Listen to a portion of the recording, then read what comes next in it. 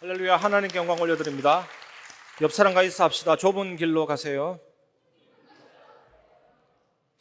미국 캘리포니아에 가면 사망의 골짜기라는 별명을 가진 골짜기가 있습니다. 기차가 발명되기 전에 미국 사람들이 남가주에 금이 많다는 소식을 듣고 마차를 타고 금을 캐러 남가주로 가는 길에 보면 사망의 골짜기가 있습니다.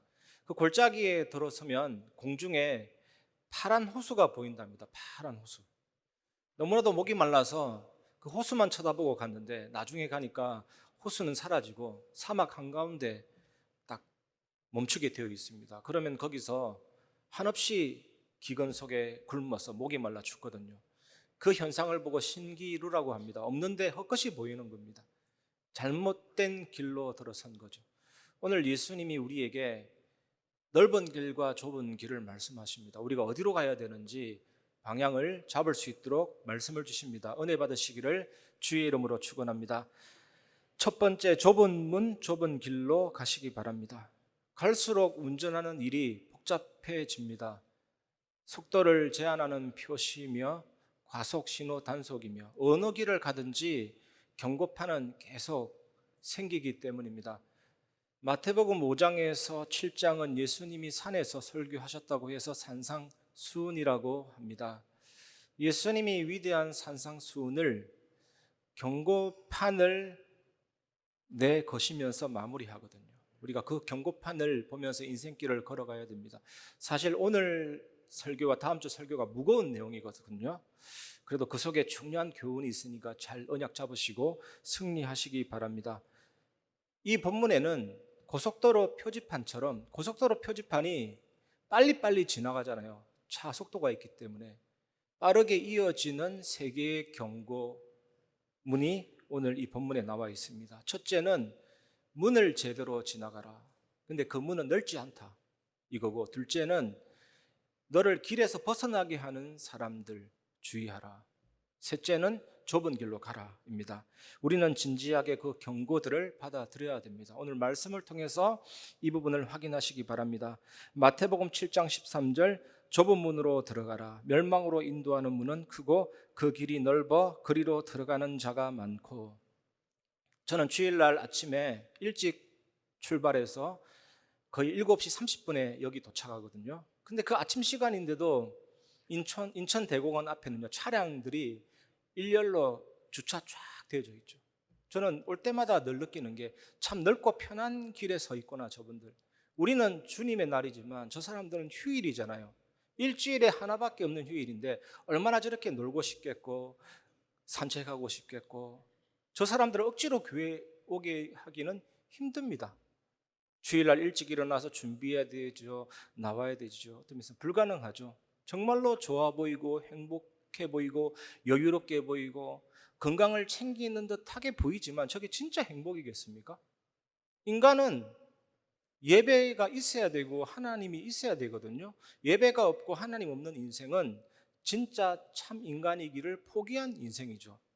하나님이 사람을 하나님의 형상대로 영적인 존재로 창조하셨기 때문에 당연히 하나님께 예배해야 되고 하나님께 교제해야 되고 그 힘으로 세상을 살도록 하셨습니다. 좀 죄송한 말이지만 스스로 짐승이기를 원하는 그런 삶이잖아요. 영적인 존재가. 우리 앞에는 이 세상 사람들이 가는 넓은 길과 주님이 말씀하신 좁은 길이 있습니다. 지금까지 산상수훈을 보면서 예수님은 외식적인 의와 참된 의, 두 가지 의를 말씀하셨습니다. 그리고 땅 위에 쌓는 보물과 하늘 위에 쌓는 보물, 두 가지 보물을 말씀하셨잖아요. 그리고 재물이냐 하나님이냐, 두 주인에 대해서 말씀하셨고, 또 이기적인 왕국이냐 하나님의 왕국이냐, 두 왕국에 대해서 설명하셨습니다. 이제 우리는 주님께서 보여주신 두 길을 우리 앞에 놓고 어느 길을 선택해야 될 것인지 선택하고 결단해야 될 시간이 되었습니다. 둘 중 하나를 선택해야 하는 것입니다.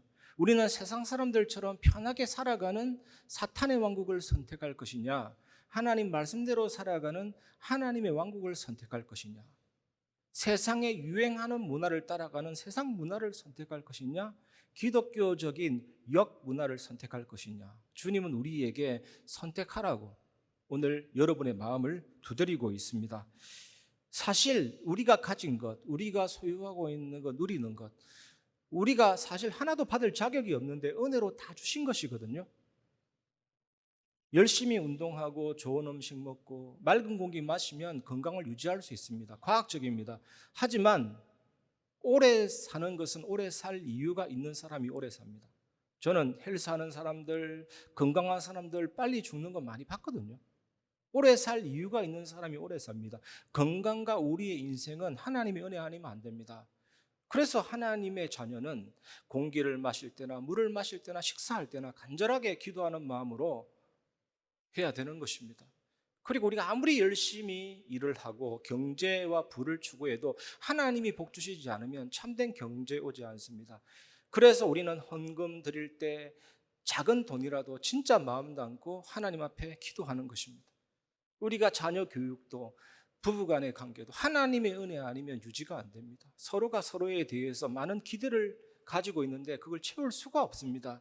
그래서 가정에서 기도하고 예배하는 것이 중요하고, 또 우리 인생의 성공은 하나님께로부터 옵니다. 인생의 형통함은 하나님께로부터 옵니다. 예배가 얼마나 중요합니까? 하나하나 따져보면 단 하나의 자격도 없는데 지난주 말씀에 구하라, 찾으라, 두드리라, 완전 하나님의 은혜잖아요. 구원도 하나님의 은혜고 응답도 하나님의 은혜인 것입니다. 예수님이 이 구원과 은혜를 주시기 위해서 한없이 낮아지셨습니다. 성육신 하셨습니다. 하나님이 선악과 과일 하나 따먹는 것 가지고 째째하게 구시는 그런 분이 아니십니다. 하나님이 먹지 말란 그 언약이었는데 불순종해서 먹게 되었고, 또 하나님처럼 되고자 하는 교만과 거역이었습니다. 그 결과 하나님을 떠나게 되면서 죄의 지배당하고 사탄에게 속고 마귀 자녀, 마귀종, 정신문제, 육신문제 죽고 지옥 가게 된 것입니다. 영혼이 죽어서 이제는 천천히 우리 모두가 다 죽어가고 있잖아요. 원래 죽어가는 존재가 아닙니다. 영원한 삶을 이 땅에서 살 수 있는데 천천히 죽어가고 나중에는 물리적인 죽음이 옵니다. 영혼과 육신이 분리됩니다.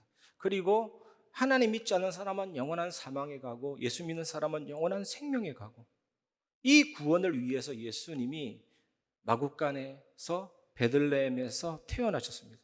엄청나게 낮아지셨습니다. 그리고 30년 생애를 나사렛 가난한 목수의 아들로 지내셨습니다. 다 우리를 위해서입니다. 우리의 모든 연약함을 이해하기 위해서. 그리고 고난을 당하셨습니다.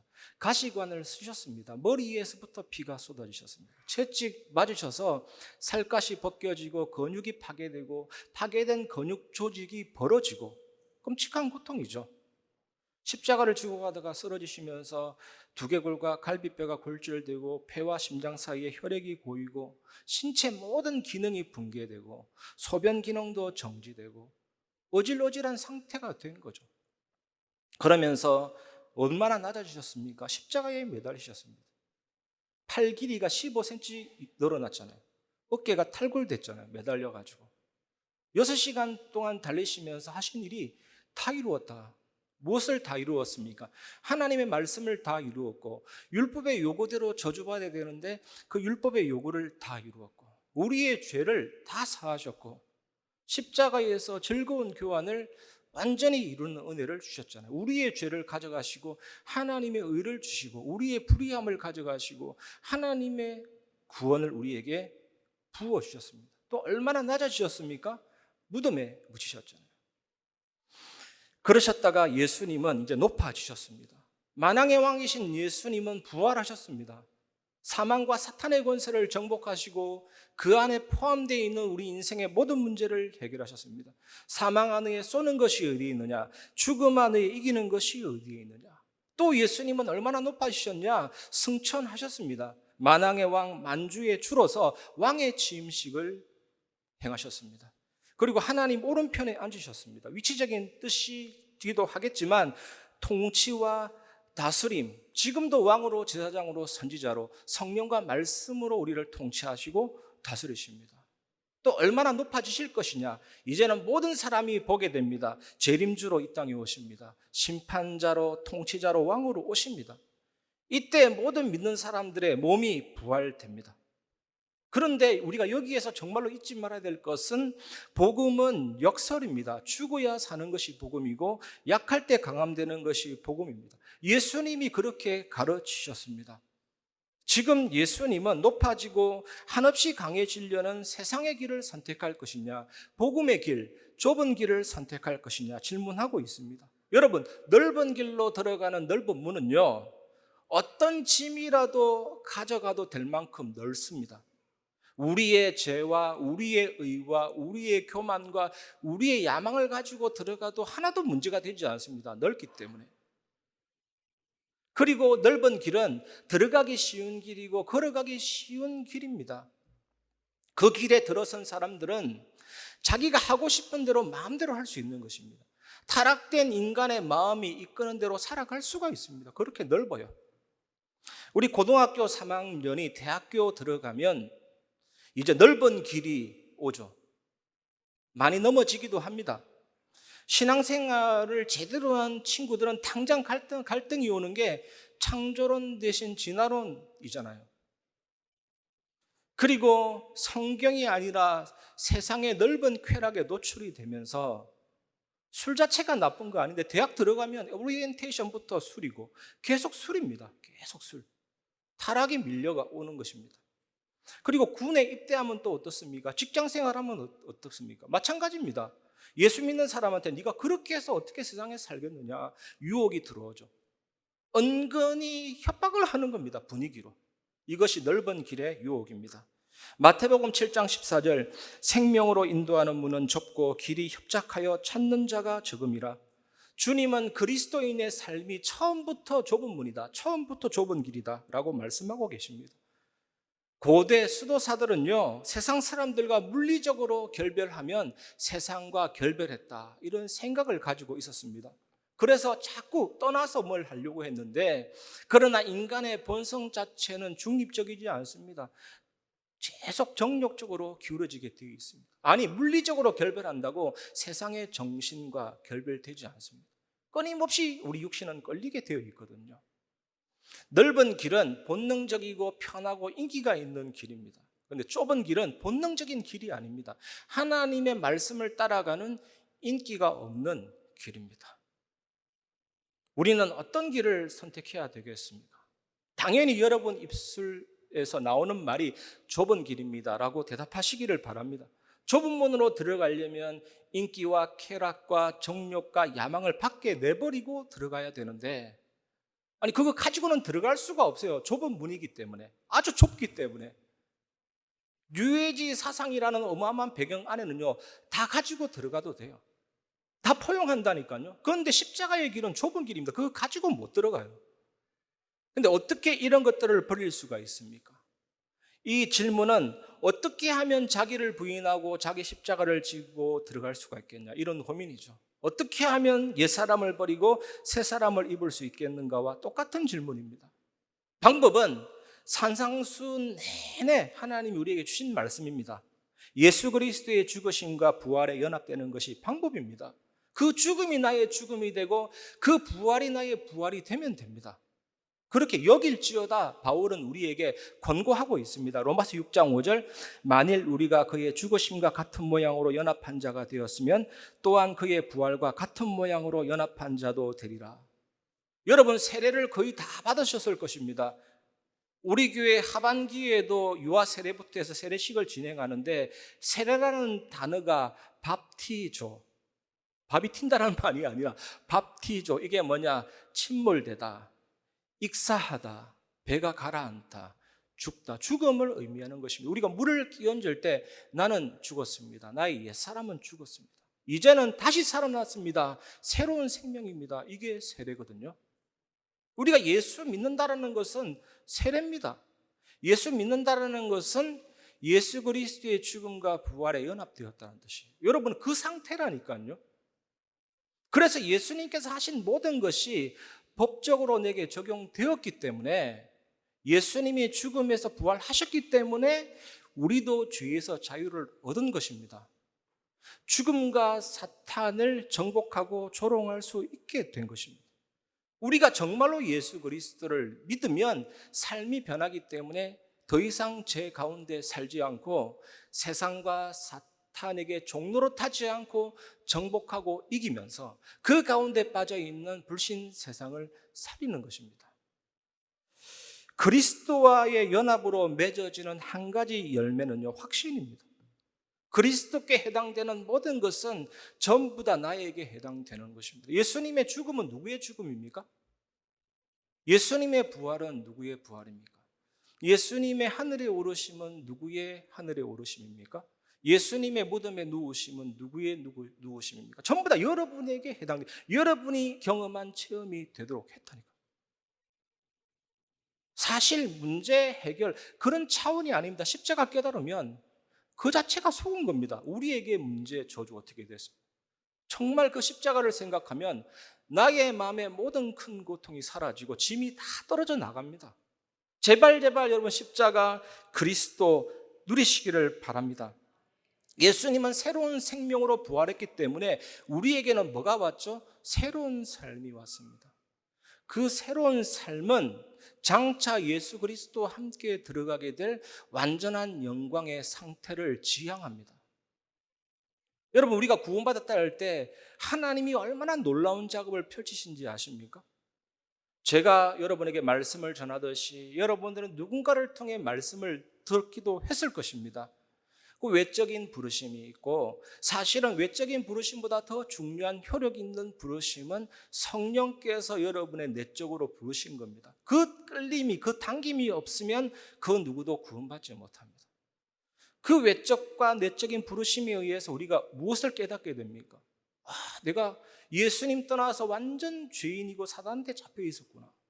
나의 죄를 회개합니다. 이제는 예수님을 나의 주인으로, 나의 왕으로 영접합니다. 나의 주인이 되시고 나의 왕이 되어주옵소서. 이제는 주님을 위해서 인생을 살겠습니다.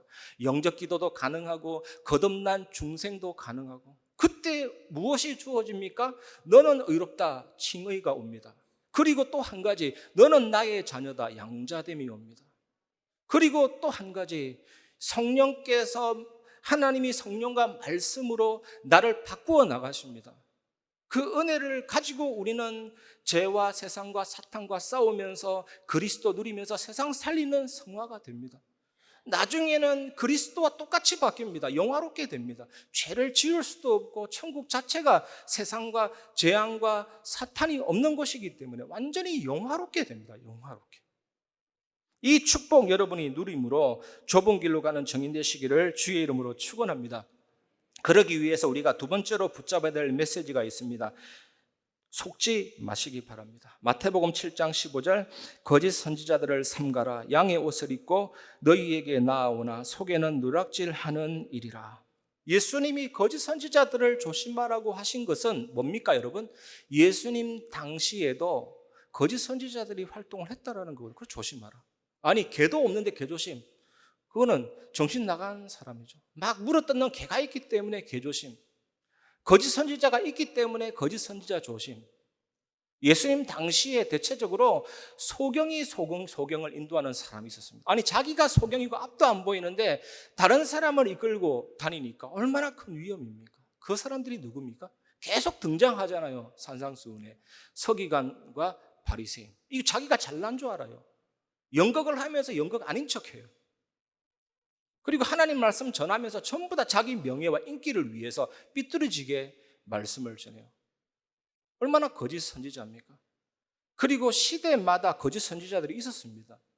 여러분이 잘 아시는 북이스라엘 아합 왕 시대에 엘리야가 갈멜산에서 거짓 선지자라고 싸웠잖아요. 누가 믿는 신이 참 하나님인지. 그때 거짓 선지자 대 참 선지자의 비율이 850대 1이었습니다.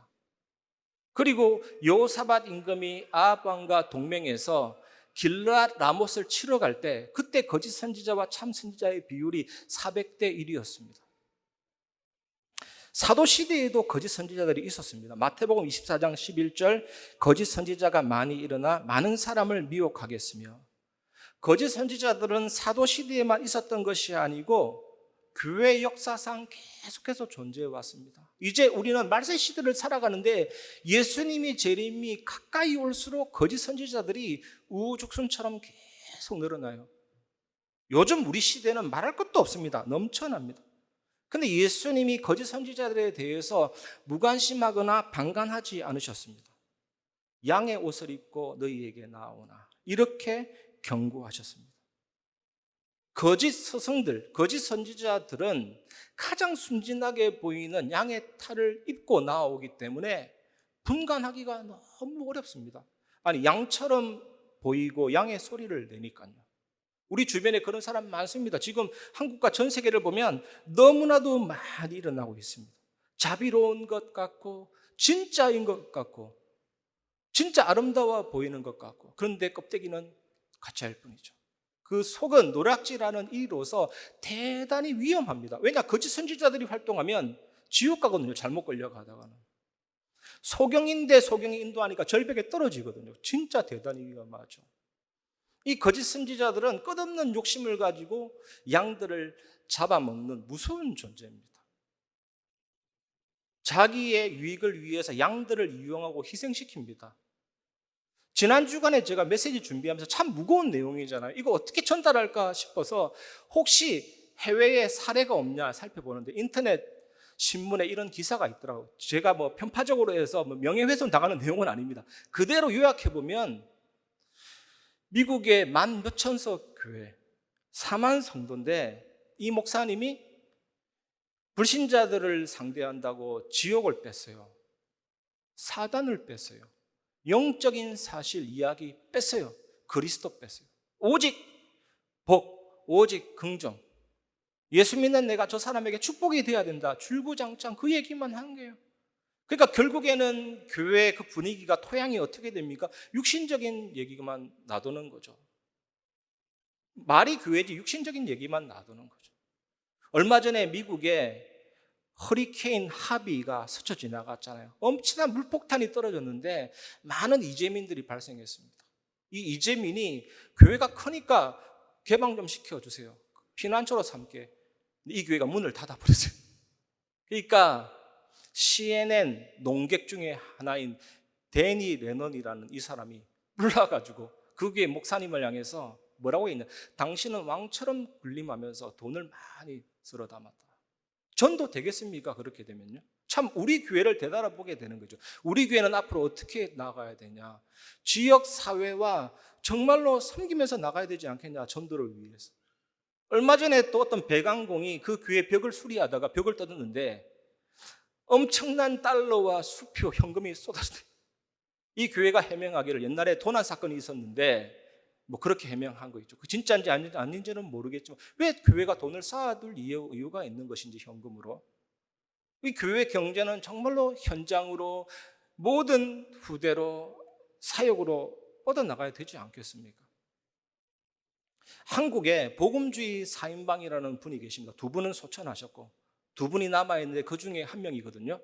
남서울교회 원로 목사님이신데 홍정길 목사님이라고 쓴소리 한 거 있죠. 이번 부활주일날 기독교의 본질은 구원인데 이제는 예배가 연출이 되고 목사들은 엔터테이너가 되어버렸다. 참 뼈아픈 말인 것 같습니다. 정말 우리 교회는 하나님 앞에 바로 세워지고 정말 기도하고 복음에 올인하고 정말 예수님의 말씀대로 성령 충만해서 세상 살리는 증인이 되어야 될 줄 믿습니다. 제가 좀 안 좋은 소리 했잖아요. 이렇다고 할지라도 지금 한국이나 세계에 진짜 순수하게 복음 가지고 누리고 전달하는 교회와 목사님들 많이 있습니다. 우리 교회도 그 교회 중에 한 교회고요. 그런데 성도가 교회가 마녀 사냥식으로 선량한 목사님들을 가짜로 매도하거나 좀 부족할 수 있습니다. 부족하다고 해서 가짜로 단정 짓는 것은 위험한 일이죠.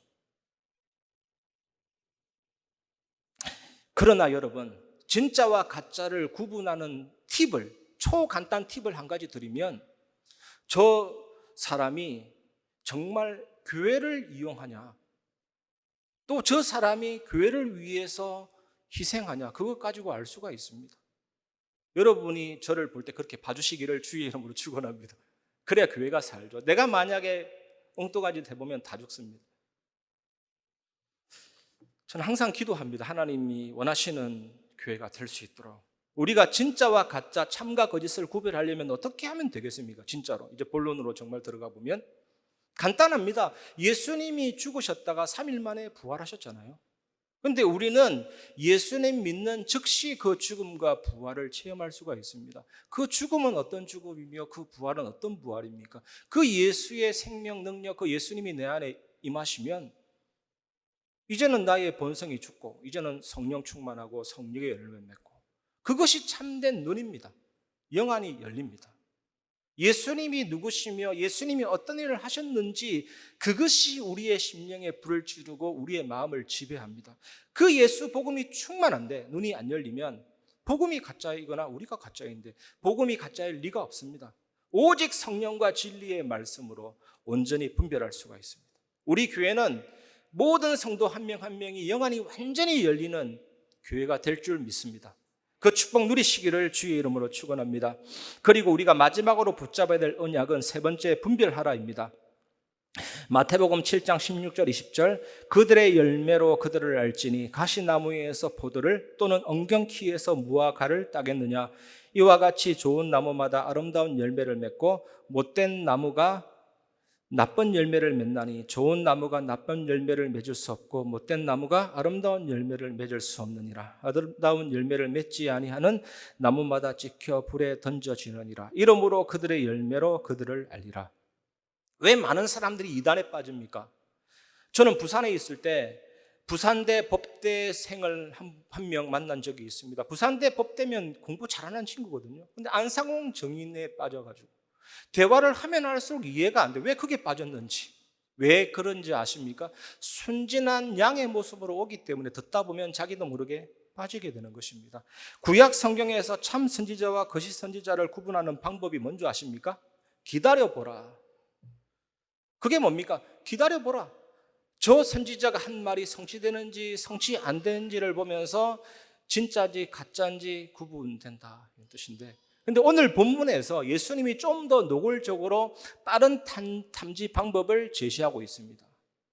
여러분에게 말씀을 전하는 그 사람의 삶을 보라. 그 삶을 나무라고 생각해 보라. 그 나무 위에서 튼실하고 건강하고 맛있는 열매가 나오는지, 그 열매를 먹은 사람들이 살아나고 회복되고 치유가 되는지, 그 나무 위에서 거짓과 부도덕과 욕심이 나오는지 보라 이거잖아요. 가장 확실한 방법이죠. 열매라는 이 단어 헬라어로 카르포스, 행실과 결과. 그래서 예수님이 오늘 말씀에 중요한 말씀을 하고 있습니다. 가시나무에서 포도나무 나옵니까? 엉겅퀴에서 무화과가 나올 수 없습니다. 당연한 사실을 가지고 예를 들고 있는 거죠. 그래서 아름다운 열매를 맺지 못하는 나무는 어떻게 됩니까? 불에 던져지느니라 하고 계시잖아요. 이는 거짓 선지자들이 못된 나무가 최후에 받을 종말론적인 심판, 찍혀 불에 던져 살라진다는 것을 가리키고 있습니다. 여러분이 조금 눈을 열어서 심각하게 생각해야 될 사상이 있습니다. 지금 한국과 전 세계에 신사도 운동이 불일 듯이 일어나고 있습니다. 신사도 운동. 그게 뭐냐? 지금 현재에도 사도가 존재한다. 지금 현재에도 선지자가 존재한다. 그 선지자를 통해서 능력과 불이 임한다. 사도를 통해서 기적이 일어난다. 이게 신사도 운동이에요. 그러니까 지금 한국과 미국 전 세계에 온갖 신비주의들이 막 일어나고 있습니다. 여러분 유튜브 쳐보면 굉장히 웃긴 장면 많이 나옵니다. 실제로 장풍을 쏘아서 10명 넘어뜨리고, 저 뒤에 있는 30명은요 옷을 팍 치면요 마치 엘리야가 물을 갈랐듯이 겉옷을 펼쳤는데 100명 쓰러지고, 또 어떤 목사님은요 막 웃어요. 저는 그 웃음소리가 사탄의 웃음소리처럼 들리는데 막 웃으니까 웃음이 전달되어서 기절하고, 그 웃음이 너무 세서 흥분해서 막 춤추는 거예요. 한국에는 또 어떻습니까? 성이 김씨라면 김아무아무의 형제, 김아무아무의 시스터 해가지고 유튜브에 보면 그런 운동이 막 일어나죠. 진짜 말씀 그대로 현장입니다. 하나님의 말씀이면 족하고 복음이면 족한데 지금 세상은 우리를 속이는 넓은 문이 너무 많습니다. 그리고 거짓을 가르치는 스승들이 너무 많습니다. 이번 한 주간 여러분이 영안이 열려서 정말로 복음 충만하고 오직 예수 붙잡고 응답받는 승리의 한 주간 되시기를 주의 이름으로 축원합니다. 이런 현실을 살아감에 있어서 우리는 어떠한 신앙을 회복해야 합니까? 이 부분을 결론적으로 말씀을 드리겠습니다. 결론입니다. 요한복음 15장 5절, 나는 포도나무요 너희는 가지라. 그가 내 안에 내가 그 안에 거하면 사람이 열매를 많이 맺나니 나를 떠나서는 너희가 아무것도 할 수 없습니다. 옆 사람에게 한번 얘기해 봅시다. 최초로 제가 얘기하라고 하는데 옆 사람에게 예수님이 열매의 원천이십니다. 예수님 없이는 우리는 아무것도 할 수가 없습니다. 열매를 맺을 수가 없다니까요. 나를 떠나서는 내 뜻은 예수님 안에 남아있지 않으면 예수님 안에 내주하지 않는 것을 의미하며 너희가 내 안에 남아있지 않고 너희가 내 안에 내주하지 않으면 아무것도 열매가 없다. 여기에서 우리가 알 수 있는 게 뭐냐? 하나님이 내 안에 계시지만 나도 예수님 안에 남아있고 나도 예수님 안에 내주하고 있는 것이 신앙이죠. 링컨 대통령 재임 시절에 노예를 그대로 부리자 남쪽 지역의 사람들의 생각이었잖아요. 북쪽은 뭡니까? 노예를 해방시키자. 그런데 여러분 재밌는 사실은요, 남쪽에 있는 분들도 예수님 잘 믿는 분이에요. 북쪽에 있는 사람도 예수님 잘 믿는 분이에요. 둘 다 기도했다니까요. 노예를 그대로 사용하게 하여 주옵소서. 북쪽은요, 노예를 해방시켜 주옵소서. 도대체 하나님은 누구 기도를 들어주셔야 됩니까? 정말 가슴 깊이 고민됐던 어떤 부하가 링컨 대통령한테 물었다니까요. 각하, 남쪽에도 기도하면서 전쟁하고 우리도 기도하면서 전쟁하는데 하나님이 누구 편을 들어주셔야 됩니까? 링컨 대통령이 뭐라는 줄 아십니까? 하나님은 모든 믿는 자의 속에 계시지만 누구 편에 서 있는가가 중요하다. 여러분 정말 이 재미나는 내용이잖아요.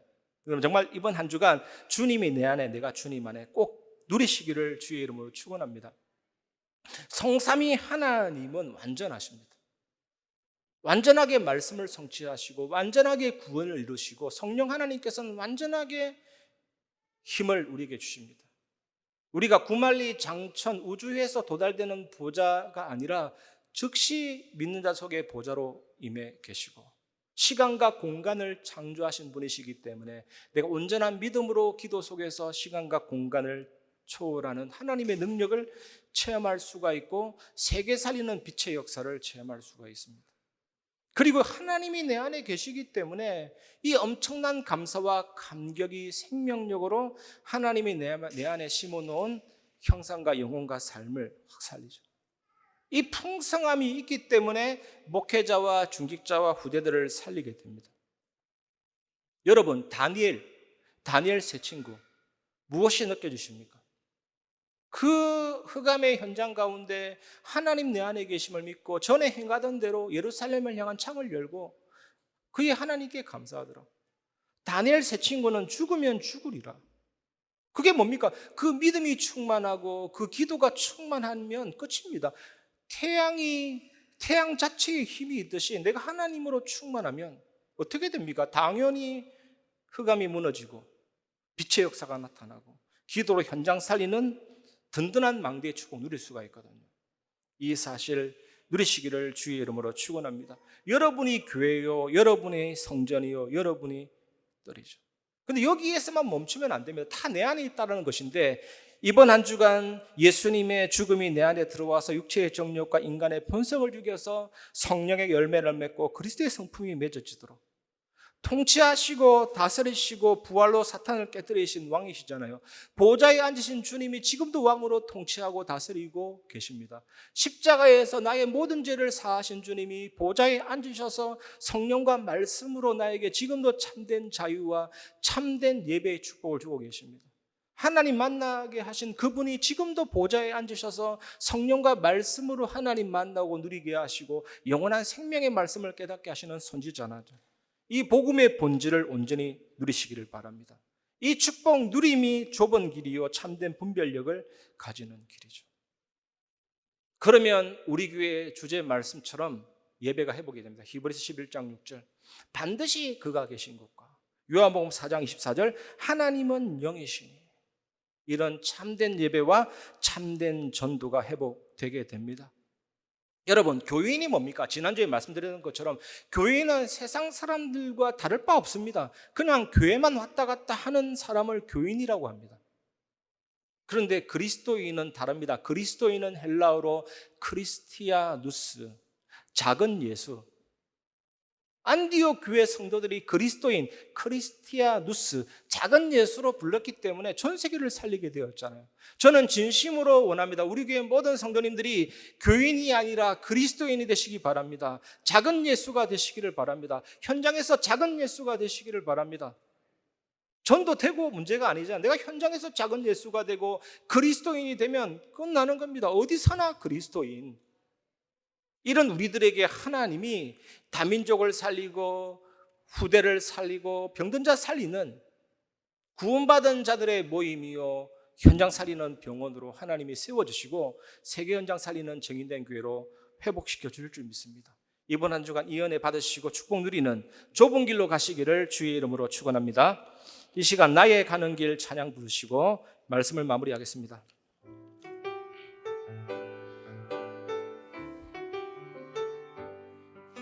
나의 가는 길, 나의 가는 길 주님 인도하시네. 그는 보이지 않아도 날 위해 일하시네. 주 나의 인도자 항상 함께 하시네. 사랑과 힘 베푸시며 인도하시네. 인도하시네. 나의 가는 길 주님 인도하시니. 나의 가는 길 주님 인도하시네.